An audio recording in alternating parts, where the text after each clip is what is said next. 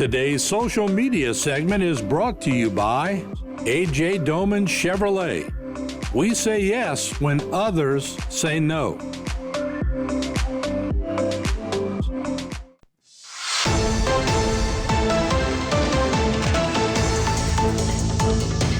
Hello and welcome back to this edition of Bayou Time. Again, your host, Keith Weissite, licensed clinical social worker with Terra Vaughn Home Care. Very glad you're joining us, however you may be joining us. We appreciate it very much. You know, I'm so very fortunate to spend time with a lot of the first responders in our area, so very dedicated to what they do and how they do it. Got two more of those gentlemen with us today. Chief Ken Email, thank you for joining us.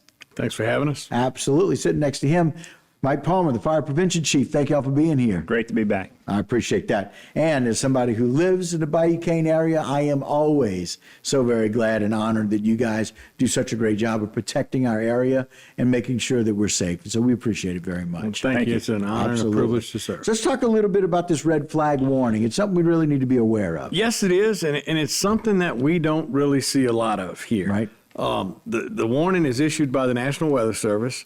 And certain conditions have to exist in order for them to do this. Okay. And the biggest thing is strong winds, typically over 25 miles an hour. Right.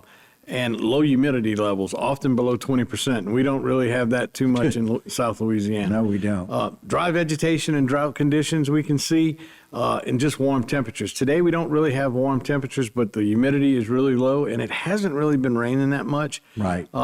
We got to see a lot of red flag stuff when they had the wildfires out in Beauregard Parish. Right. And it was amazing that the response team that made that up, they actually had a meteorologist from the National Weather Service, and he would sit and look at the weather patterns and basically be able to tell you tomorrow at 2 o'clock in the afternoon, the fire's going to be really bad.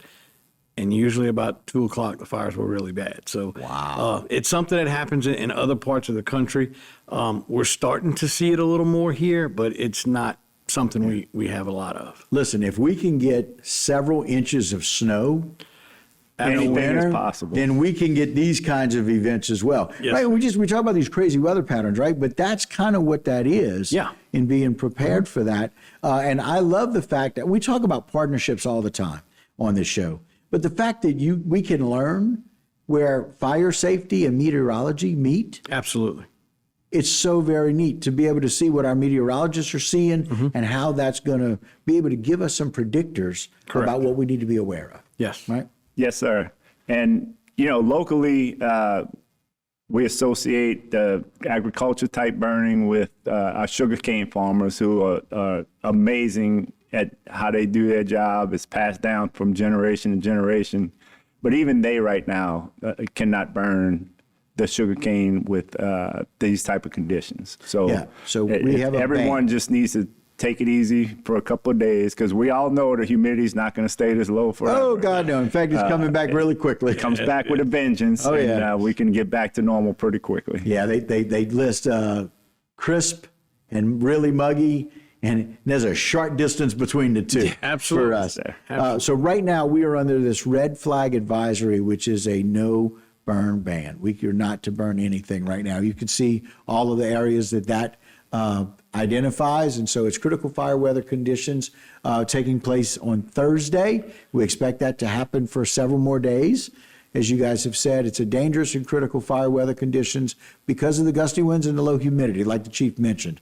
And it's along and north of I-10 and I-12 corridor, including to Mississippi and to the Atchafalaya Basin, and it is in effect 9 a.m. to 7 p.m. on Thursday especially. Correct. Yes, sir. So again, these things are one of these things that we got to be aware of. Again, maybe Chief, you can roll through these things for us, what we want to do. Sure. Okay. You want to avoid outdoor burning as much as possible, even campfires. Nobody ever likes to come out and say you can't use a barbecue pit. Right. Just make it as safe as possible. Okay. Stretch the garden hose if you need to. If you're going to dump your coals, make sure they're cold before you do that, which you should be doing anyway. Yeah, exactly. One of the things that just drives me crazy is seeing people pluck cigarettes out of their car window. You shouldn't do it ever, but really don't do it right now. Right.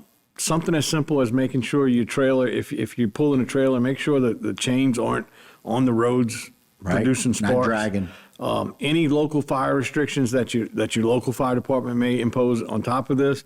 And one thing that's good for us, but it is included in almost all the literature, is in the states where you have a lot of wildland urban interface, I guess they treat it kind of like hurricane season. Be ready to evacuate if you need to. I don't think we're going to have to worry about any of that here.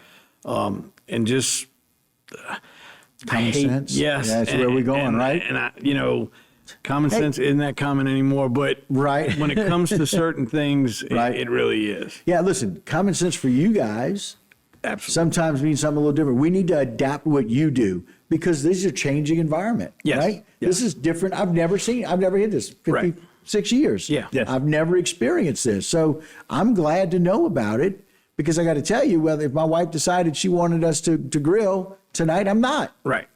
Right. And fortunate for us, we've learned from our friends out west what they have to deal with, and lessons learned is good for us because we can take these actions now and hopefully everything stays under control. Right. And we don't have to deal with too much. And look, this is a minor inconvenience in the western Yeah, part of the very much country. so. This is months that this happened. We're Right. just 2 days. Just Yeah. 2 days, and we'll be back to normal. And look, pretty soon it'll be nice and muggy. You'll be able to Absolutely. stand out and sweat Yes. over your barbecue pit Yeah. in any time in the near future to be able to do that. Well, guys, again, we thank you so very much for bringing this to our awareness, to make sure that we can share that information and so the public is aware of what our restrictions are and the fact that you guys are always on standby. For the life of your careers, you guys are always available.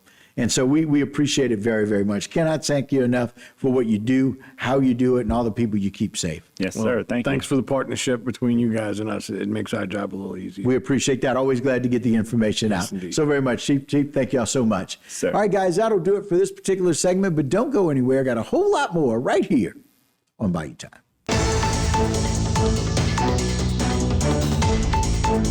Today's social media segment is brought to you by South Louisiana Bank. It's better when we bank together.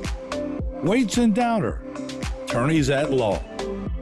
Terrebonne Ford, built Ford tough.